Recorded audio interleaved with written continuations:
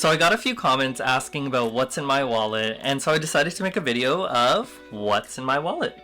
Alright, so what is in my wallet? So the first card that I have is the American Express Gold card. And this is one of my favorite cards because it's such a great everyday rewards card. You get 2 times the points on travel, on gas, on groceries, coffee shops and restaurants. You also get great insurance, whether it's purchase protection or insurance for renting a car. And it's also a charge card, so that gives you a lot of flexibility on spending as long as you pay it off at the end of the month. And the best part about our American Express membership rewards is how easy it is to transfer to other airline programs. So my favorite thing to do is actually to transfer them to Aeroplan. Another thing I like about American Express membership rewards points is how flexible they are. So for example, during the summer we went to Vancouver and we were actually able to stay at the Shangri-La and use our American Express points to pay for the stay. Now it's probably not the most efficient use of points, but we had a bunch lying around and we weren't going to use all of them anytime soon. So we're like, hey, why not use it towards this? We paid for our stay with points instead of paying out of pocket with cash. Now, when I'm using credit cards to collect points, I try and keep it to 3 cards that I use at any one time. The reason for that is I don't want to have like 30 or 40 cards, which I know some people do, to collect hundreds of thousands of points, because that can get complicated really quickly. And for me, it's all about trying to maximize the value. So if I can get like 80% of the benefit of credit card rewards points without having to spend hours and hours, then that's worth it for me. At the end of the day, it's not about maximizing your life, but enjoying it. So I don't want to be there in line at the grocery store and trying to figure out, okay, which card is going to give me the most points, but I'm going to use one that I know will work in most cases. For example, like the American Express card, the Gold card, I know like that's going to come in handy at restaurants, at grocery stores, when traveling. And I'm not like, okay, I have this card specifically for coffee shops, one for restaurants, one for gas stations. So I try and keep it as simple as possible. And the way to look at travel reward points is not to look at it as, okay, how do I maximize this? How do I get as many as possible? But looking at it, okay, I'm already going to be spending, at restaurants and at gas stations, and I'm going to be using my credit card anyways. But thinking about, okay, if I could get one card that is actually going to give me more benefit, is going to give me some points that I can then later use for travel, which card is that going to be? And then that's kind of how I look at it. Also, if you're really enjoying this video, I would really appreciate it if you could subscribe to the channel and like the video. It helps me out, it helps the channel out, and I really appreciate it. Alright, so that's the first card in my wallet. Now let's take a look at my second most used card, and that is going to be the American Express Aeroplan Reserve card. Now this is more of a premium card with a $599 annual fee, which is fairly steep, but it does have a lot of specific benefits that can be valuable to the right person. From a points perspective, honestly, it's not that great. It gives me 1.25 times on everyday purchases, but the Gold card is going to give me much more benefit in terms of points when I'm shopping at like gas stations, restaurants, coffee shops, or general travel, because I get 2 times the points versus this card is only 1.25. But in categories where I'm not getting 2 times on the Gold card, then it's better to get the 1.25 versus just 1x the points. But again, that's gonna have a small impact, and that alone is not worth the fee. Also, forgot to mention, it does have 5 times the points when you shop, or not shop, but when you book flights on Air Canada. But again, unless you're booking a lot of flights specifically on Air Canada, you probably won't get the benefit of the points either. So where the real benefit comes is helping you achieve status with Air Canada. So usually to get status with an airline, you have to fly with that airline, and when you spend with them, that's what counts towards your status.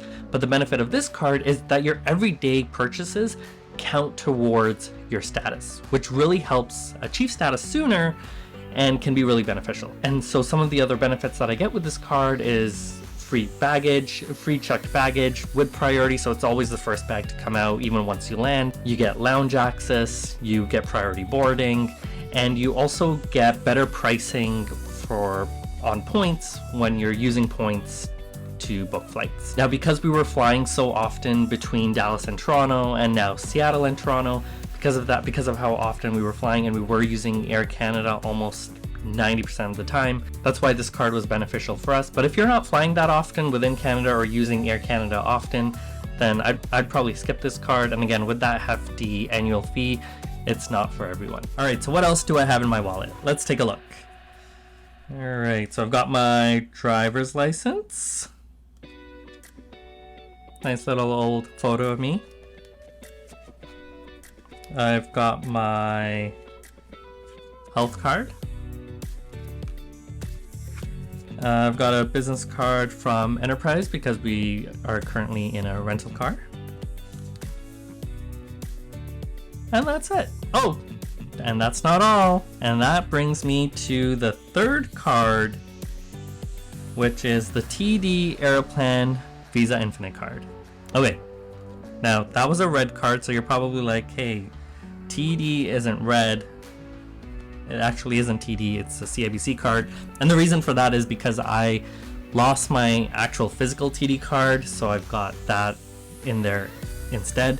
But I rarely use it. The one that I use is the TD card, and I just have it on Apple Pay, so I just use Apple Pay when using it. Now, the first two cards that we talked about, I'm not going to go into the benefits of the TD card, but I'm going to share like my strategy on why I have this third card. So the two cards that I mentioned earlier, the Gold card and the Aeroplan Reserve, those are the ones that I use on a daily basis. They're the ones that have been in my wallet for over 2 years. The Gold card I've actually had for, I think, like even longer than that. Like it's been, I wouldn't be surprised if I've had it for 4 years. And that just really goes to show what a great card it is. Even with its annual fee, I still get so much benefit from it. So again, if it's one of the best cards, highly recommend it, you can't go wrong. But back to this third card. Now this third card is where I'll rotate in and out of cards. So right now I've got the TD Aeroplan, but before that I had the RBC Avion card, and before that I had the CIBC Aeroplan card. And the reason that I'll switch that third one so often is I'll sign up, get the welcome bonus, whether it's sometimes it's like 30,000 points, sometimes it's 60,000. Whatever it is, I'll work towards those points, and then I'll just stop using it and switch to continue using my Gold or Aeroplan card. Now when I'll switch that third card is when I've got big expenses coming up. So for example, if I've got to buy a new laptop, I'll look for a welcome bonus and be like, and sign up for that card. Or if I've got a big purchase like needing to change my tires and I need to buy a new set, then I will get a card that has a welcome bonus, put the purchase on that card, and then get the welcome bonus points, and then stop using. So those are the three main cards that are in my wallet. I've recently been opening fewer cards lately. The reason for that is because we've been traveling around the US, there's been less need for us to collect points for bigger international trips.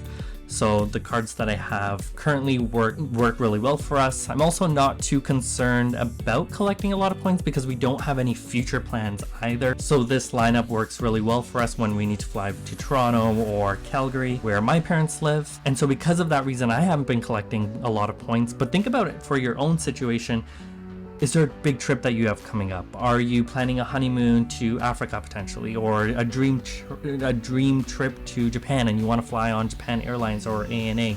Think about where you want to go, what airlines you want to take, and then from there figure out which card is going to work best for you. The nice thing with Aeroplan, especially in Canada, you can get great redemptions to Africa and Japan business class, so you really can't go wrong. And again, remember, it's not about getting as many points as you can, but really being intentional about the points that you do collect, trying to optimize as much as you can, but not over optimizing where you're thinking about reward points all the time. And the main reason you don't want to just keep on getting credit cards and collecting points is because reward points can lose their value at any time.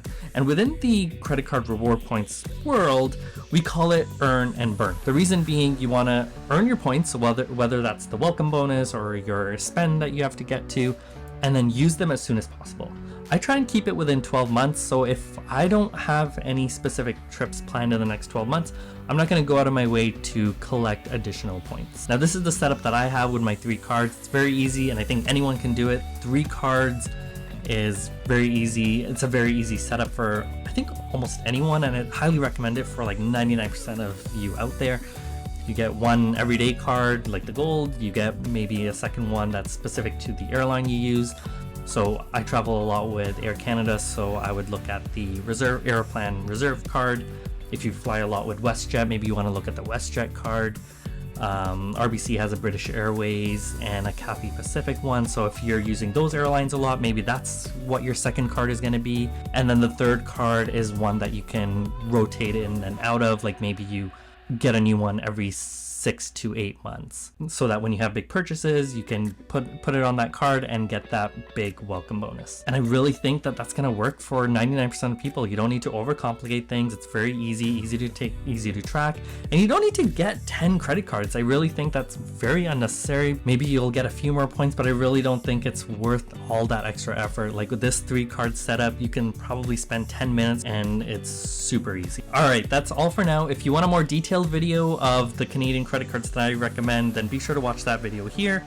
And keep a lookout, as I'll be making some big changes to my credit card lineup. The main reason being I'll be switching my Canadian cards to US credit cards, so keep a lookout of what I'm doing and how I'm doing it. Otherwise, if you haven't yet subscribed, subscribe to the channel, and I will see you next week.